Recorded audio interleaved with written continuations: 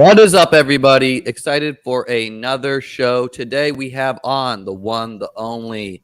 He's a lady killer in the streets. He's got a Hooter shirt on. He's a thought leader. It is the one and only Awesemo DFS, formerly of Awesemo.com, now of Stochastic. Little rebranding there. How you doing today, Alex? What's up, man? Yeah, I'm excited to jump on with you. Big fan of all the stuff you've done with Peter Oversed, and then congrats on winning that you won the underdog one last year, and then like starting your own streams and stuff. You gotta love it. Yeah, man. Excited to have you on. I know there's some overlap with us. I'll share how I first came to know you in a bit, but you played chess growing up as well, I believe. When I used to do the chess streams with Pete, I think I learned that, and I looked up your when you play chess, like you can look up ratings, right? Like you it can't go away. So I looked that up, give myself a little pat on the back. I think you retired in the 5th grade or something. Is that correct? Yeah, I think like 6th or 7th, maybe. Yeah, 6 or 7. Okay, yeah. Are you still in the chess streets, or that's behind you now? I enjoy chess. I've had periods where I've tried to learn it again, and there's some great apps. There was a Chess Master one where they had one of the grandmasters kind of give a course and stuff, and I try to get into it. But back in the day, man, I don't know if this was in your area, but there was a whole chess adventures is called building, where you kind of went and you just played chess with other kids and then did tournaments. And I don't think that scene really exists anymore. It kind of went all online. Where did you grow up? Ann Arbor, Michigan. Okay, I grew up in New Hampshire, so there was definitely no chess palace or whatever the hell you're talking about. The chess scene is alive and well. As a past youth chess coach, I can tell you that. However, it's pretty, big. I taught chess in New York City, huge there. If you go to some random town, I'm sure it's not as big there. But before we jump into today's underdog best ball draft, I wanted to just talk about how I came to know you through best ball and ask you some questions. Awesome. Of course, I knew you as a top DFS player from, I've been playing DFS for a while now. But I would say 2 years ago is when I first got into best ball. And back then it was on DK. And when I first became aware of you is you were in the DK high stakes best ball draft with me as well. And I want to ask you what best ball is to you, what it was back then, what it is now.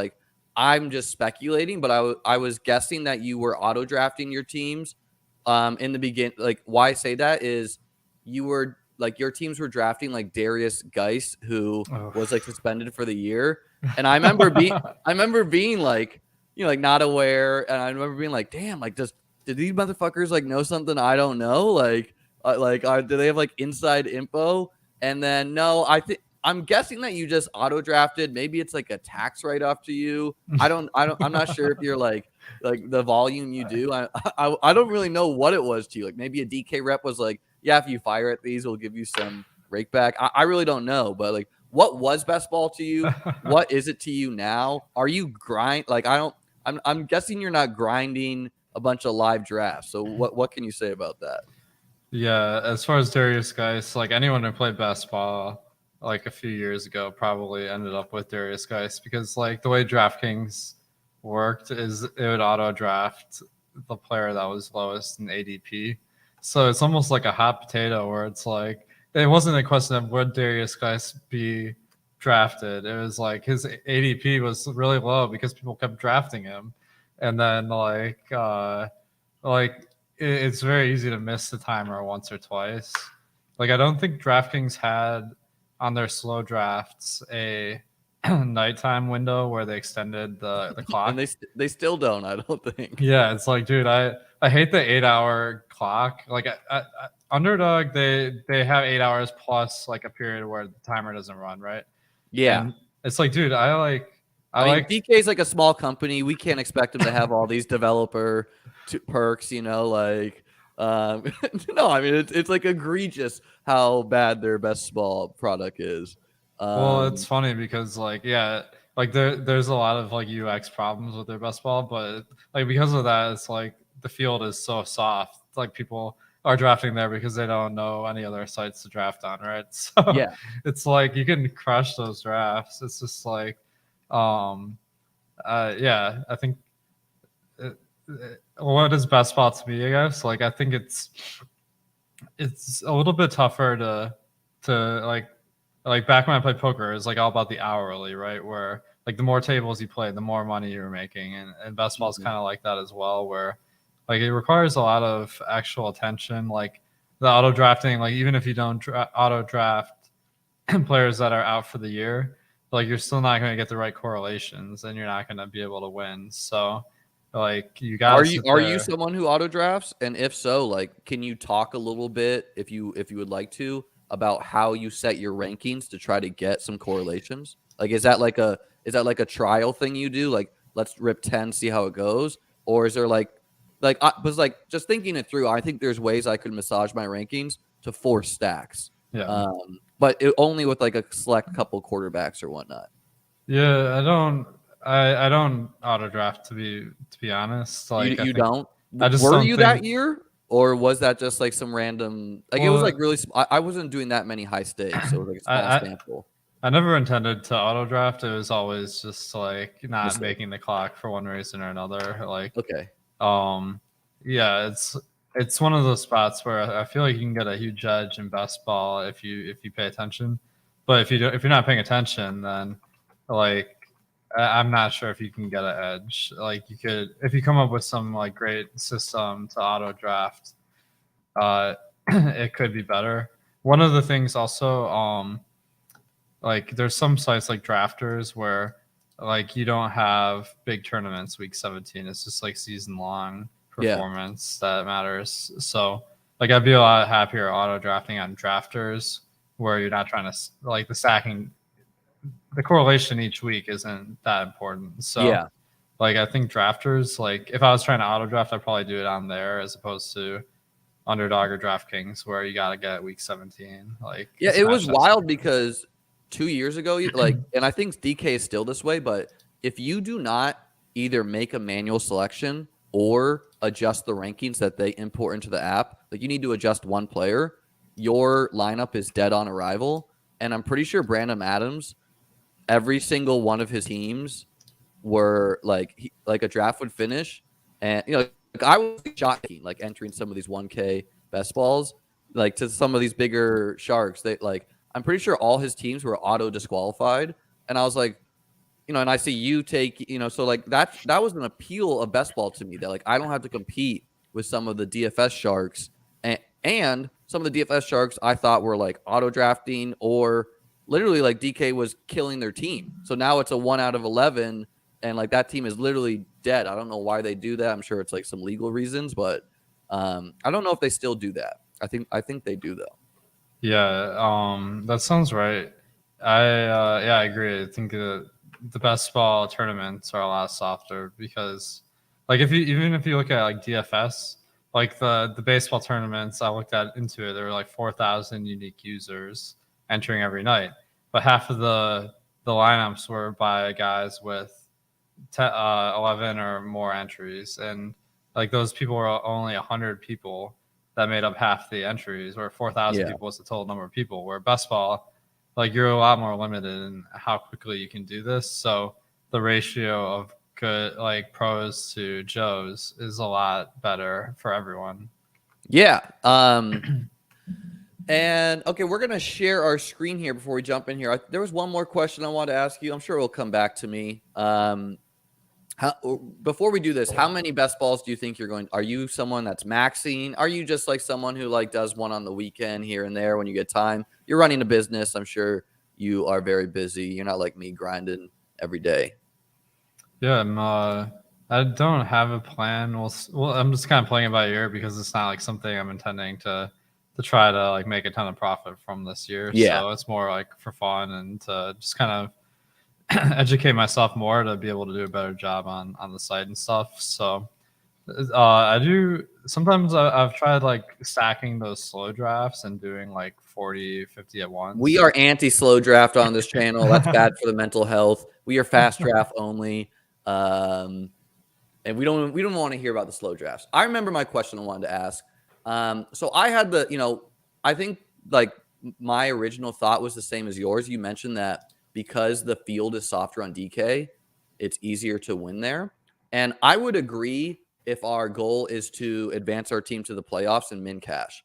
However, in terms of winning the contest, I think if you're good at best ball, you don't like that you need to depend on being in a draft with like people who have no idea what's going on, right? Like if the winner on DK needs to be in with someone who's taking like Brian Hoyer in the first round and Tom Brady, and therefore they get like all these unique like player combinations above market, like I don't think that's good for a user who's like plus EV. Whereas like my underdog draft that I won, like I looked at that draft. I looked back and looked at the draft board. I shared it on Twitter as well. Like, I knew there were some sharps in there. Like I recognized the usernames across websites, and B, no one was doing like it. I didn't like it didn't take for me to win. People doing weirdo wild shit.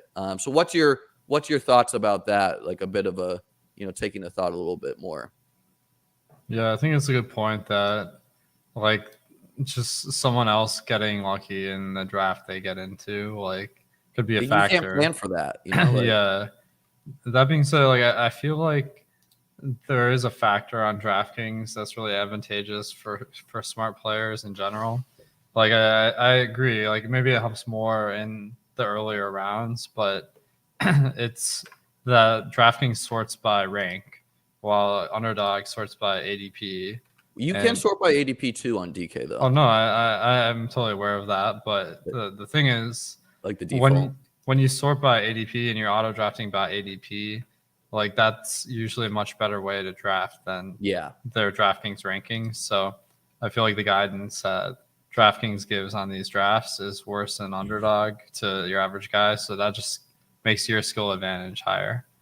Yeah, and if you're not aware, you can set preset rankings on Underdog where you can say, I want max 2 quarterback. Like, whereas DK, you cannot set max positional limits. So it will always give you 4 quarterbacks. It will always give you some weird combos.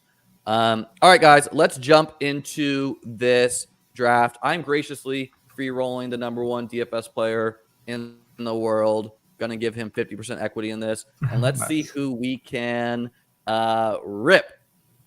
4 spots left if you would like to draft with us. How in the weeds are you with NFL news? Are you like hip to like how many drafts have you done at this point? I've done a couple dozen, I think. I've been kind of getting more and more in the weeds, but then you get into the weeds and it's like Ronald Jones is going to be competing with Clyde Edwards-Helaire for the starter job, and then 2 days later it's like he might not even be on the roster. So it's like sometimes those insights can lead you the wrong direction. But that might be the additional skill, is like trying to kind of decipher what's legit and what's not.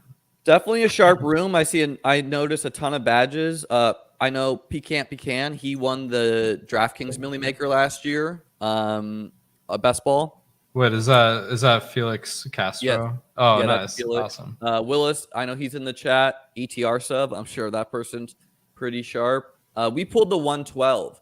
Are you if you had to classify your draft style to one single way, are you more of like you're a running back guy? Are you more of a boomer running back, robust running back?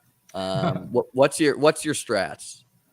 I would say I just take what the draft has given me. Or like one of the things that I had to remind myself recently is that you want to draft kind of balance between different positions, because if you stack up the running backs early, then if someone drops, you're not really able to capitalize on that. So I like having a little bit more flexibility so that I can get the guys that I want. I'm not already locked out at those positions.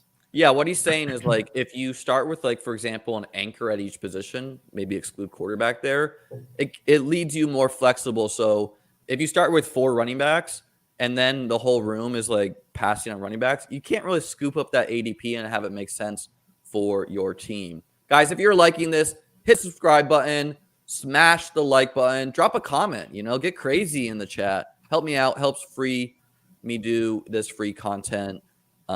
Best Ball says he's at the 7 gauntlet room. We're not worried about it, guys. You guys are with the gauntlet. We're going to chew you up and spit you out. What's your, do you typically like these end draft picks? Are you someone that's like 101 or bust? How do you feel about the different draft positions? I think that being on the end sucks because like you're not able to like manage guys dropping nearly as well. Where like if you want someone, but their ADP is like 12 higher than your spot, like you're not going to be able to pass on them and get them in the next round or something like that. So I think it makes it really tough to strategize a little bit. Let's let you take our first 2 picks. Wide open. Who are you feeling? I'd say Swift. Okay. Swift. And then we got some more time. Devontae Adams probably would be my lean. Are you worried? Like, so with Devontae, I don't have a lot of him. Very happy to take him because I want to get some exposure. But obviously, he can put up 30-plus points at any week, and that's like really what matters for Week 17 for winning money. But are you worried that he's kind of being priced like he's still with the Packers? Like, this is where he went when he's with the Packers, when he's the only guy. Now he's with the Raiders. Hunter Renfrow is good. Darren Waller is good. Obviously he has a connection with Carr from college, but are you worried that he's a bit inefficiently priced because of that? I mean, I think it's a factor. Like Hunter Renfrow is like 120 pounds. That guy, like he's not like they don't play him in every snap. So it's like, I think that I'm not that worried about Renfrow, to be honest. He does get targeted a good amount when he's on the field, but Waller, I guess it's more of a factor is that Green Bay didn't really target the tight end position much or running back, to be honest. So that does seem like it could decrease Adams' target share. Yeah, I mean, you want to just bet on the talent. The guy is going into his 30-year-old season as well. I mean, that's fine, but it's getting up there. I just think he's a little bit inefficient, but whatever. You're splitting hairs in these first couple rounds, and you want exposure to like almost all of the players, unless you think their price is pretty egregious. Which, in the past, I've had no problem fading players. Like for example, I had 0 Zeke last year. I had 0 Derrick Henry last year. It helped that they were really expensive. I don't actually mind being in the 12 slot because you can control your destiny. Like you don't have to worry about being sniped. Yes, you have to just kind of like fall to the room. I like that we went running back and wide receiver, leaving that flexibility open. Who are your any first or second round players you're fading, or how do you feel about it? I don't like to say the F word, to be honest, but I guess like is the question. I guess who's like getting drafted too high, I guess. So let me just take a quick gander here. You could argue Derrick Henry is again at his age and his workload numbers, and the team should be worse. Joe Mixon is someone I'm Joe Mixon, yeah, way too expensive. I think that like the problem is his workload went down last year. So they put in he wasn't in on all the receiving downs. So like he didn't get that workhorse role like normal. The other problem is when you take any running back, you're making the bet that running back is better than all the peers selected him. So like if you take Joe Mixon here, you're saying Joe Mixon is going to have a better season than Cook and Eckler. And, like you're just drawing thin to win, right? Like with Swift, at least A, he's young, right? So like we don't have to worry about that. B, he has a pass game role. So there's like the path to see that legendary season's a bit easier. And running back, for me historically, as far as like taking players in maybe bad offenses, which maybe the Lions could surprise, like I don't care if you play for a bad offense and you're running back. Like Swift was an example last year. David Montgomery, right? Like plenty of running backs in these bad offenses succeed and have like decent to okay seasons. Totally, yeah. I think that James Robinson was he was the guy that won everyone leagues a couple of years ago. So that's Years ago, you were taking all of the Mike Davis and all of the James Robinson. I do remember that. well, dude. The first James Robinson year, I like didn't even know who he was, and I was drafting like Gryqual Armstead originally, and then he got COVID, and it just turned out horrible. All right, so Josh Allen goes, James Conner goes. I'm someone who's been in these draft streets since the day the contest opened, so I'm very aware of players who've shifted over time, the risers and the fallers. Where are you feeling here? Like, if you had to take one of these running backs, who's your favorite of these four? And same with the. I guess Etienne is Etienne. like James Robinson's coming off that huge injury, so like it seems like his workload is going to be super high at the start of the year. Would you rather go with Etienne? Would you rather go Brees Hall, Sutton, or Gabe Davis, or Waller? Maybe is Deontay Johnson off the board here? I might go with him. Honestly, Deontay, Connor is probably the guy I have the most confidence in, but then that would be a third running back. Yeah, let's grab Deontay. Okay. Reasons I'm a little bit down on Deontay. Let's start with the good, actually. His draft position has been in this range of the draft pretty much the whole year, whereas like Gabe Davis is a big riser, Sutton's a big riser, so you have to be a little mindful when you have a whole portfolio about like combining risers with fallers if you're doing something like that. Sure. ETN's a big riser, so like if we make the playoffs, we're gonna have to worry about some team. Like I have like 10 teams with ETN as my anchor running back in like the 6th round. Those are so we have to be able to beat those teams in the playoffs. Deontay, are you worried about the offense? Like, was Deontay held back by Big Ben, or do you think he was a product of Big Ben's noodle arm? What are your thoughts about like the Steelers offense and Deontay? Or is it just like he's so good you just want to close your eyes, bet on talent? Well, I think that Big Ben was a huge factor where like they just never ran the ball in Pittsburgh for whatever reason with Ben. I don't. I mean, I think Mitch Trubisky like can't be any worse than Big Ben. Like we haven't seen him in a year, but you don't think it's the Pickett show? I doubt it. I don't know. We'll see. But yeah, I mean, like not much has changed with Pittsburgh in their wide receiver group, so I don't expect the like pecking order to really change much this year. But I guess maybe like if they're really game planning for the strengths of Mitch Trubisky compared to Big Ben, like maybe that would shift some stuff. The problem with me and why, if I'm doing my own drafts, usually like why I'd take a Gabe Davis or a Sutton over Deontay is 4 half-point PPR. Touchdowns is everything. And like, how many passing touchdowns do we think the Steelers are going to have? How many passing touchdowns do we think the Broncos are going to have? How many passing touchdowns do we think the Bills are going to have? Like on PPR sites like DK, I'm more like okay with a bad offense wide receiver, but like Deontay, we just need to like smash on efficiency a little bit. But I mean, he can do it, and of course, like if he does it week 17, like the Steelers probably should be trailing most games, so that's good for. But how do you think about the? Do you think what I said makes sense, or do you not really think that granular? So I think like okay.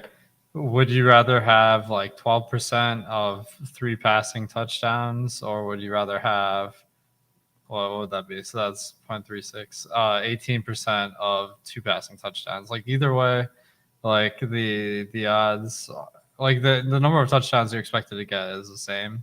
And I'm not sure that either situation really has like higher variance than the other. So I'm really looking at okay, this guy's getting like X yards per game and projected and X touchdowns. So like Gabe Davis, I feel like everyone's hype on him, but the actual results last year, I don't think he's a guy that gets targeted a ton, which is like a huge contrast to Deontay Johnson. So You're talking to the OG Gabe Davis truther here. I had 60% last year. nice. I like to think I'm part of the reason why he's so steamed this year. For my portfolio, I have a ton of 6th-round Gabe Davis, so I'm a little bit more okay passing on him because of that. I do think the Bills have had I'm a Bills fan, so I know a lot about the Bills. They've had a love affair with Emmanuel Sanders. They tried to sign him 3 years in a row, and he was just spurning them. We're on the clock. We'll come back to this. I'd like to throw JK or Amon-Ra into the mix. Are you you want to? We are at pick number 60, so we could scoop a little value on Montgomery. We could grab a tight end. We could grab Mooney. I'm okay grabbing Mooney or Dobbins too. Anyone you like of these three? I like Montgomery. I think that he's correlates with our Detroit Chicago Week 17 as well. Oh, nice. With Montgomery, I think that he had a great year last year, and some of it wasn't with Justin Fields. I'll reduce his rushing share a little bit, but the depth chart in Chicago seems to favor him. So I'm a little bit unsure why he's dropping so much. There's been a little bit of murmurs that they might do two running backs this year with the new coaching staff. I think it's also plays for the bad. He's not a sexy pick. He's never going to be the 24 point per game guy.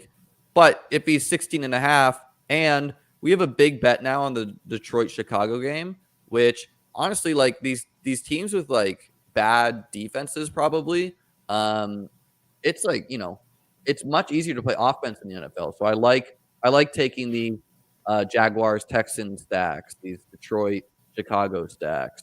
What were we talking about before our pick was on the clock? Oh, we're talking about Gabe Davis, yeah. Oh, yeah. I mean, he only averaged 30. I switched to Montgomery. Okay, Gabe Davis averaged 34 yards a game last year. So let me say this though. I think A, they had the love affair with Sanders. B, there's a couple things. 1, 2 years ago when the Bills made the playoffs, literally every single wide receiver got hurt. And I think that was fresh in the mind of the coaching staff that, hey, let's load manage our wideouts with they had a 33-year-old Cole Beasley, a 35-year-old Sanders.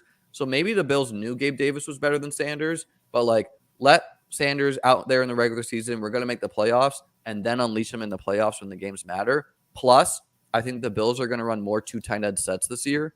And what that will do is it will take the slot wide receiver off the field, and it should inflate the target share of Diggs, Knox, and Gabe Davis.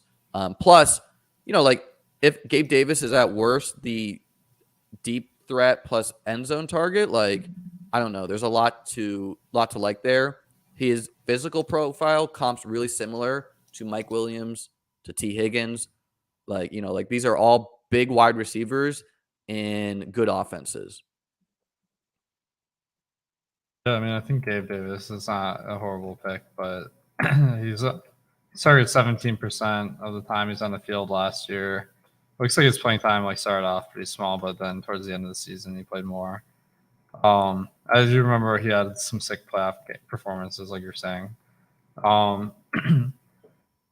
mean, I'm just a little bit worried because I just haven't seen it. Or I know Cole Beasley is off the team now, so that's kind of a nice thing.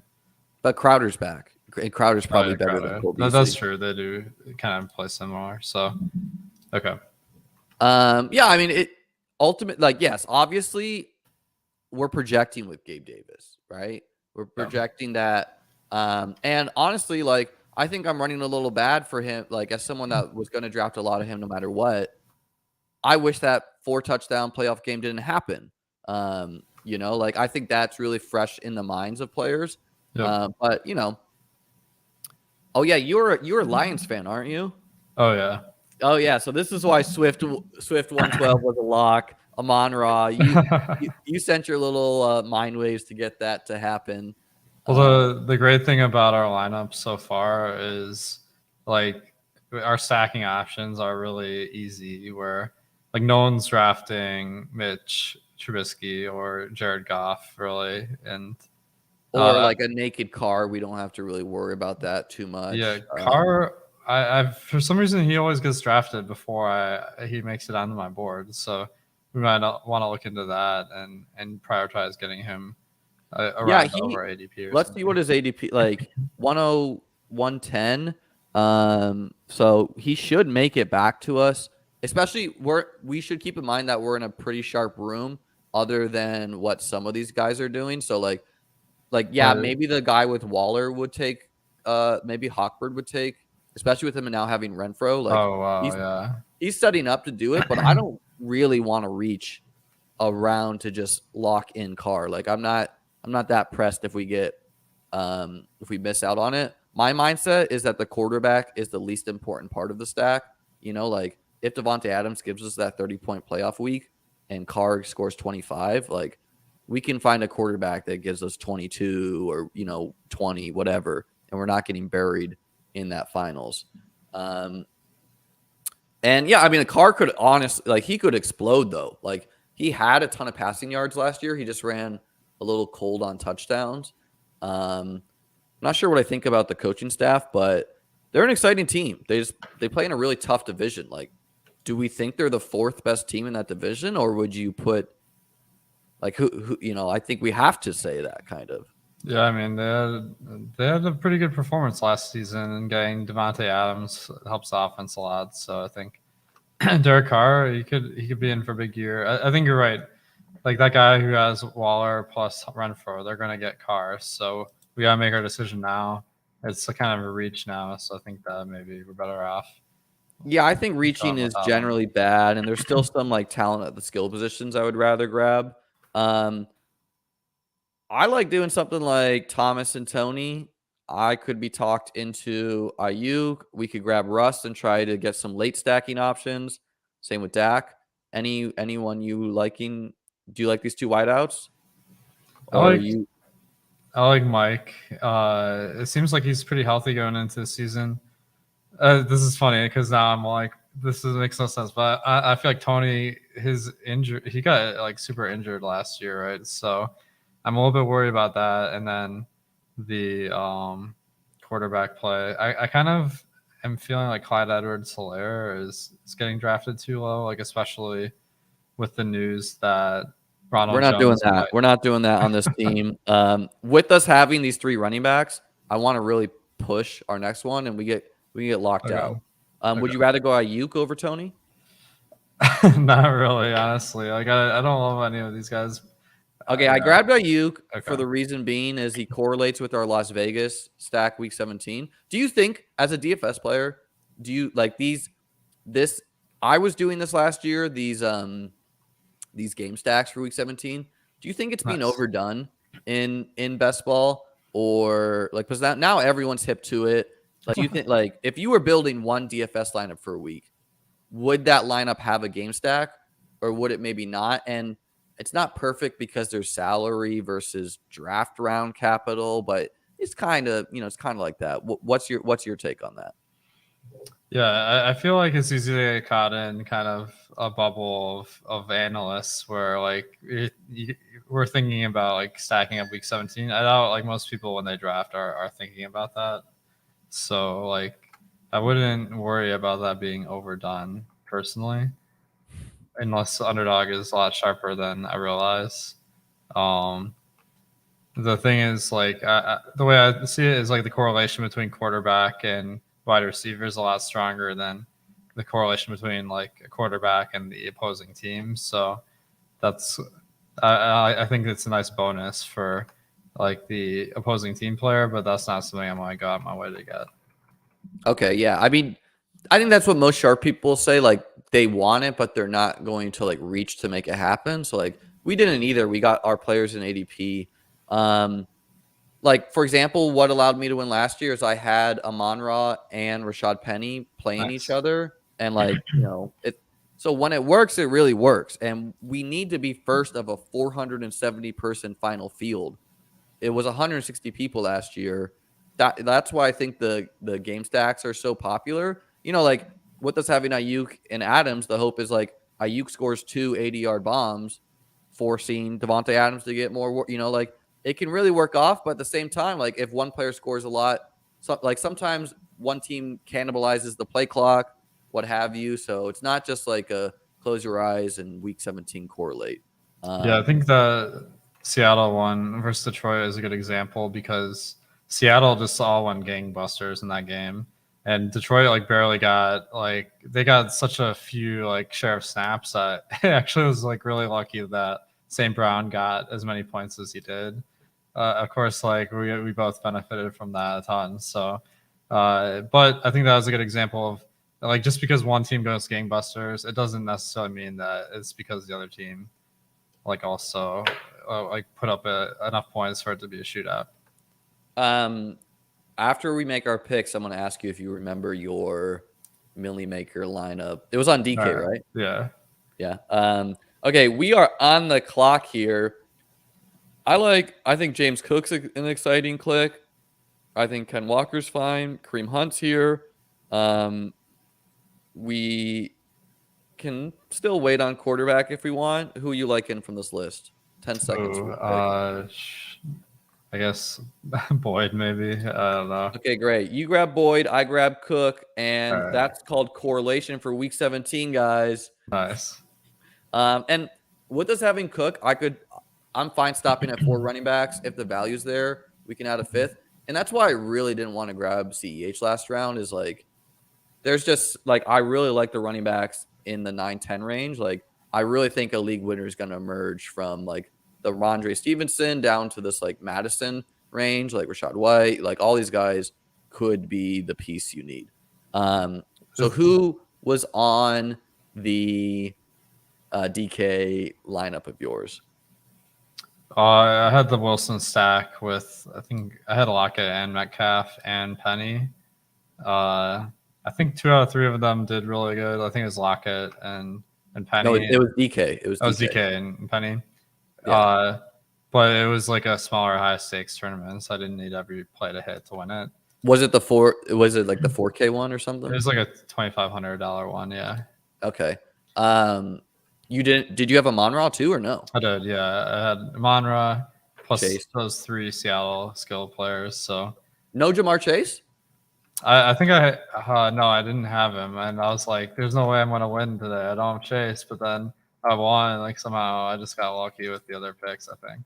Did you, because Chase was the morning game, did you adjust your lineup after that because of the fact that Chase scored 50 points, or were you just like, "Fuck it, I got a lot of players left"? Like, I was just like, oh shit, like I'm gonna lose it all today. But somehow it didn't happen. I lucked out with that stack. Like not many people stacked up Seattle, especially in that tournament. So it just played out really lucky for me. Do you have any info on? I'm looking forward to firing at one of these high stakes Millie Makers. Do you have any info if it's going to be the $4,000 variety or more of like the 2,500 variety for week 1, or do you think they're not going to do it for week 1? Any tea leaves you can whisper on the channel? I'm surprised they don't have any contests posted, to be honest. Breaking news. What? What's the breaking news? I was hoping you had contest information for us. No, I don't have anything, man. Sorry about that. But okay. Yeah, like it seems like they've been doing 3 Millie Makers a lot in the golf tournaments. Like one low stakes, one like $100, and one high stakes. So that would probably be my guess for week 1. Was it like a feather off your back to finally win the Millie Maker, or was it just another day in the office, or what? Talk us through your emotions. I was on a bachelor party when I won, so it was pretty fucking lit down in Key West. Like, how much of a guess did you have that you had a good shot at it? Because I was looking at the teams, and I just knew, like you could see the ownership percentages going in, and I knew I had a really good shot because I had like 1 of 10 teams with Jamar Chase. I knew I had a really high leverage with me having like Noah Fant at 2%. So like I knew my team was good. Plus, half the field had Mark Andrews and Cooper Kupp, so I knew like players to fade. In the morning game, I was actually winning the puppy. I had a team in the puppy finals too. And I was like, 20th or something in the Millie Maker. And, I had Chase going off. I had Josh Allen scoring rushing touchdowns. And then once Amon-Ra and Penny started to do their thing, like the fourth quarter, I was like, holy shit, like I think I'm going to win. Nice. And then Noah Fant scored a garbage touchdown against the Chargers. And it was like, I knew it would be almost impossible for me to lose, barring like an 80-point game from like Nick Chubb or Devontae Adams. So it was like pretty sweat-free late, but you never want to jinx the gods there. So I like how we built our team so far. We're pretty set at we like our wide receiver core. We like our running backs. Now we just need to start hitting some tight ends and some quarterbacks. I would be about grabbing Trevor to correlate with ETN. Or we could go Gesicki and Tua. Any leaning there? Yeah, I think tight end Freiermuth or Gesicki both are fine. Maybe Freiermuth because his ADP is higher, so less people are going to get him at this spot. And then the quarterback's interesting. I feel like we're kind of building towards three different ones, like Goff, Winston, and Pittsburgh is Trubisky, but like we don't know if he's going to start. So I think maybe we go with Lawrence. You want to go with Lawrence, or do you want to just skip quarterback? Let's go with Lawrence. Maybe we can pick up another Jacksonville player later in the draft. There's tons of cheap Jacks options. Like I like to have Kirk when I have Lawrence, but with ETN, like there can just be so many. Like you just capture pretty much all points from the Jaguars. I feel, barring some James Robinson explosion. Has anyone drafted Albert O on Denver? Because like I feel like his ADP is like incredibly, like I think it's dropping because there was this news that maybe that rookie is going to be Greg Dulcich. Yeah, I'm like, I don't know if I buy into that because I feel like rookie tight ends, like, and this guy wasn't a high draft pick. I have a hard time seeing that. So how do you feel about that? Because like I kind of feel like with Russell Wilson, like that's the spot where people might be underdrafting. I have a lot of Albert O, Okoye Boonham, and I have like maybe 2x field, something like 17%. Someone grabbed him. And my thought is that like the beat reporter who was like fudding Albert O and hyping Greg Dulcich is like he's 75, no shot, but but so like I don't know how sharp this guy is. B, he said that Greg Dulcich was faster than Albert O, like, which is just factually wrong. Like Albert O runs like a 4.5 and Dulcich runs like a 4.7. Okay. But I could see Denver running two tight end sets quite a bit. I just want pieces from the Broncos offense, and I generally grab the cheaper pieces. So I'm team Albert O, but I have been sprinkling in some Dulcich. It's easier in 20-round formats like FFBC, DK, etc. I have more there. And, Alex, novice stream move, unless you were trying to deep fake the room, you never shout out a player by name that you want. There's a private chat in StreamYard. You can send me a message or don't worry about that, man. I got plenty where that came from. Okay. All right. Maybe he's faking you guys out. Now, if someone picks Mitch Trubisky, like that's gonna be some BS. So I've been taking Pickett over Trubisky. I don't really have a lean. I just think that like the Steelers are gonna they're not gonna make the playoffs. So like, what incentive do they have to start? What incentive do they have to start a journeyman quarterback kind of? With Dulcich, I also wanted to say like it wouldn't really shock me if he had a good season. Like we saw Freiermuth do it, who was a rookie tight end last year. I just think in general, some of these narratives about like players is going to change because athletes today are just so much better than they were even 5-10 years ago, just with the science understanding we have, the coaching at the youth level, etc. So wouldn't surprise me if he has a good season, but I mean, Albert O is a freak. So betting on freaks at the tight end usually pays off. Yeah, definitely. I think Pat Freiermuth though, like going into last year, like people knew he was the tight end, like number one in Pittsburgh. I thought. No, I think it was I thought it was a question because Eric Is it Ebron was still Ebron? there. Oh, okay, that's right. Okay, Yeah, my so bad. it was, and I was drafting Ebron. Oh shit. That's why I know that. Okay. And Pickett or Freiermuth was free, you know, so like Freiermuth also ran really hot on touchdowns. I don't know if we can expect that. Like we're now taking 2 skill position players from pass catchers from kind of a bad offense, but can be unique with our late round quarterback. All right, we're on the clock here. Higbee is someone I'm feeling good about. Like I I'm like not Fant sure. more than Higbee, but Well, yeah, I mean, I don't know why people are so down on Higbee. He's decent for the Rams. He got injured a little bit, but do you want to go Fant too and be done at tight end, or do you want to grab one of these running backs, quarterbacks, or wide receiver? Yeah, I don't know if I like any of those other guys, so I guess we could go with Fant too. Yeah, why I like Fant is he's like his like raw athletic score is even higher than Kyle Pitts. Like he's just like an athletic freak. And I mean, there's been a lot of good camp reports, and he won me a Millie Maker. Like he won me the best ball contest. So betting on guys that have won you in the past, it's really hard to go broke on them. And you know, like sets up more cheap options. With Higbee, like last year I was out. He was like a 10th. He was like around 10 tight end. I was like, nah, I want to take the running backs, the wide receivers in those positions.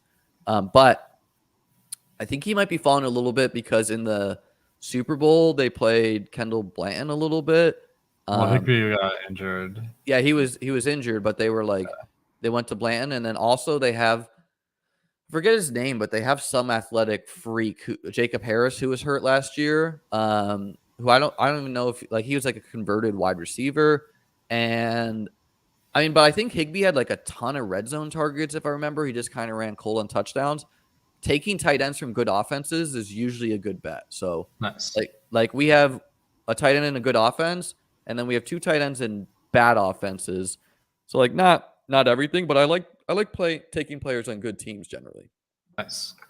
And I hate that. I like the bad teams. You like the bad teams? Yeah.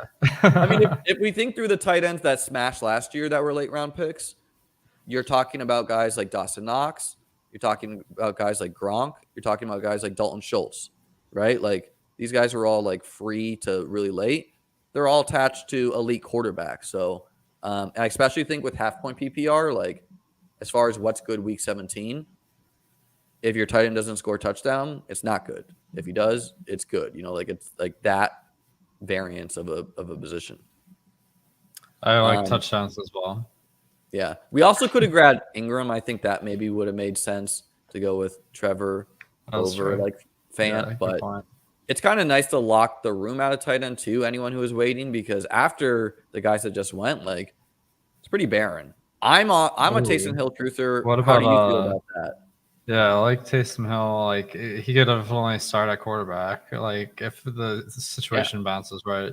Also, what do you feel about Kyle Rudolph? Like I'm kind of intrigued now that they signed Tampa signed him. He is so fucking slow. He was so bad last year. He is so old. Like I think I'm gonna let other people fall on that sword. I'm okay going for tight ends with this team if that's what we're gearing towards. No, I think we're done at tight end. We got to get our quarterbacks. So yeah, I would say 2 more quarterbacks, but then we're so we're gonna grab 2 more quarterbacks, and then we have 2 other draft slots to play with. Which you know, like with us having Michael Thomas, Taysom Hill's a kind of like a fun. Honestly, I wish he was not listed as a tight end on this format. On DK, he's not, because then I don't have to worry about it. But there's just like he could break fantasy football this year. Like that's in the range of outcomes. That's you know, true. Like, yeah. I mean, if you want a high upside pick, that like I just think like 4 tight ends is just way too many. We have some questions here. Thanks for the questions, guys. Deshaun Watson suspension likely to be announced next week. Where does he start going if it's a 4 to 6 game suspension? Oh man. Let me see. Maybe in like round 10 and 11 is my guess. And like I've not been taking him because quarterback's not a position that usually like can bury you and separate from the field. So, like I'm just gonna let the news come out on him. And like, doesn't hurt that you don't have to bet on who's probably not the best person in the world. I'd say Are we we have drafting based on how nice guys are now? not always, but it doesn't hurt. Like All right, Jam- so I think we need Goff. Is he on the board still? Goff is here, and then we could take a third quarterback. We're in pick 180, so we could take Mac, and all the stacking options are cheap. Do you Oh, want to do that's cool. Yeah. And what other quarterbacks are still on the board? Tannehill, Mac?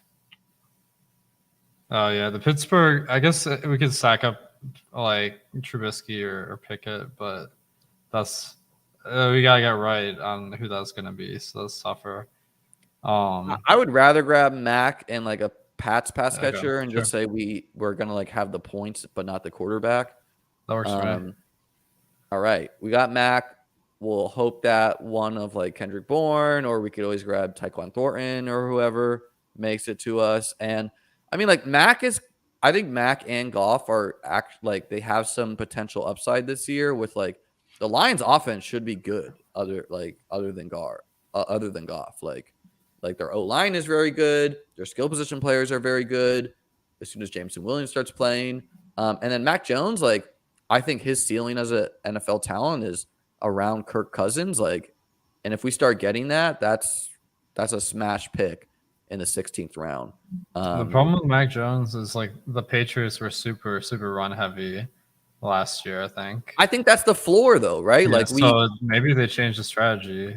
Like that could work out. Yeah, I mean, I think they still want to be running the ball, but like, the other teams in their division got better, so like you can't run the ball if you're down X points. True. It was his rookie year. Now it's another year in the system, and they actually brought in some pass catchers that resemble NFL wide receivers. Like Devontae Parker is at least an NFL talent. Tyquan Thornton's fast. Like their team is just so fucking slow is what doesn't feel great, but all the options are really cheap. And so we have 2 more picks now. I would guess we're throwing it into wide receiver, or how do you feel about the positions? Yeah, I'd say either 2 wide receiver or 1 running back, 1 wide receiver, just depending who's still there. So, yeah, I think it puts like with all these overlapping bye weeks, puts a bit of stress on our team to roll with 7, but it's totally fine to do. You have to start 3 a week. Our running backs, like I just think like we're making the bet on these guys. If these guys are not weekly producers, we just lose, right? Like we're not gonna find a running. I mean, we can, but like it's unlikely to find a running back that's gonna be an elite talent like these guys have the potential to be. Plus a high upside swing. So I usually like to put the stress on our team where it's a fragile team, right? Like if one of them gets hurt, we just lose, just like every other year that we don't win $2 million or $1 million. Like 10th place in this contest is 20 grand. First place is 2 million. So we really need to be optimizing for first. Yeah, I can't remember not winning $1 million, so it's hard to relate to that. But shit, I was thinking Julio is an interesting pick. Like I feel like he's getting drafted way too low because it's like he's going to sign somewhere, right? So what about Will Fuller? Are you Will Fuller or Julio? Julio, I think Will Fuller. Like I'm just a little bit worried maybe he doesn't get signed. Like I'm worried about that too, but I'm just like closing my eyes and betting on talent. Like the dude's a year removed from smashing. The only questions I have is like the mental health thing with him. Like there's a potential that he just is not in a great head space. Let's look at the board and see how it falls. There's definitely a player or 2 I would like to get on this team.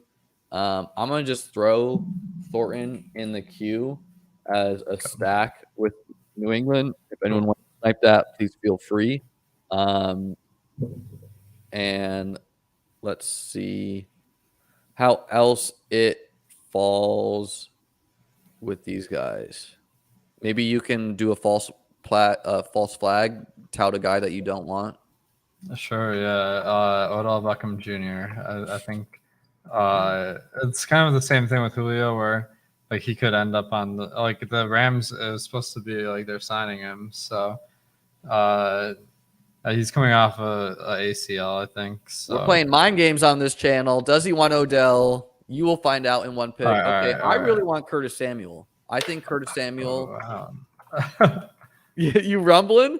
Yeah, he's all right. I'm just a little bit worried because last year he was hurt. He's healthy. He's hurt, but then like there's some games he was active that he barely played, and I don't know if it's because they think he sucks or because he was hurt. So we are taking Curtis, and then right. I'm okay passing on Taekwon, or do you want to take Taekwon or do you want to take anyone else on the board? All right, let's look at wide receiver again. Mark Ingram, I feel like's dropped way too low. Like to be honest, where like he's definitely like I know some people are like they might bring in someone, but I feel like he's going to definitely start at the start of the year. Do we need those points though with us having Swift, ETN, and Montgomery? Well, if we can get 3 running backs in 1 week, I think. Ingram or Thornton? I don't care. I do like Ingram though because I feel like okay, he's probably going to start when Kamara's suspended. There's also a possible world where Kamara gets injured after that or something like that. So I think I mean, to me, like just usually my strategy is like if a 32-year-old running back is going to burn me, okay, I lose. Like I'm like just with Latavius Murray last year, I had 0% Latavius Murray, a running back who doesn't like he's not like a pass catching like stud. If these old running backs on teams that are not going to be world beaters beat me, I lose. Like I'm okay betting against those players. I understand like the upsides there.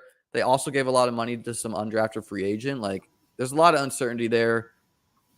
Mark Ingram's fine. I have a couple shares, but I'm not like I don't give a fuck about weeks 1 through 6. I care about week 17 solely because that's when all the money is, right? Like min cashing doesn't do anything for us. There's also another argument at the end of the draft where like you want to think about the ownership percentage in the field where like if you go a little bit farther down the board, like you're getting guys that are only in 10% of leagues or something like Which that. I think we have with Taekwon. I would guess Taekwon is sub 10 to 15%, where nice. Mark Ingram is probably around the same thing. Like maybe he's a little bit more than Taekwon, but there's the potential that if news breaks his way, he could become in every single draft in August, This was a good time, guys. We're going to name this draft. And then if you were in the room and you want us to take a look at your team, Alex Awesemo Baker will roast your squad. Awesemo. I have the hardest time spelling that. So let's view the draft. We finished up with a 3-4-8-3. We definitely didn't agree with every single pick, but I like how we did it. We have all 3 quarterbacks stacked. We have 2 second-year quarterbacks. We have a guy whose offense is everything but the quarterback. We have 4 fun running backs. Like, I mean, I want to call Montgomery fun, but you should do it. We got some week 17 correlation with Detroit and Chicago. We got some week 17 correlation with Las Vegas and San Francisco. We have some high upside swings with Michael Thomas. We have someone like probably not that much of the fields grabbing Deontay and Freiermuth, like just 2 pieces on Pitt. Some fun tight ends. How do you rate our squad out of 10? 11. Hey, I think, one of the cool things Final Tap. When we put our heads together, I feel like we're going to get like a very unique lineup that it's going to be a lot different than anyone else's. All right, so. Where are you flying us out? If this team makes the finals, we have to sweat this team together. That is a condition. Where do you want to do that? Yeah, I mean, 2 million like on the line. We gotta celebrate this, right? So, damn.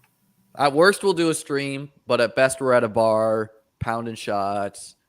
Having a great time, live streaming from the bar. You already know. I feel like Miami is an option. Hey. Yeah, I feel like that's like the destination in December. So maybe that'd be where we go. All right. Well, thank you so much for coming on. Tell the people, I'm sure they all know you, but tell them where they can find you, what you have on the site to help them with their best ball journey. Let the people know. Yeah.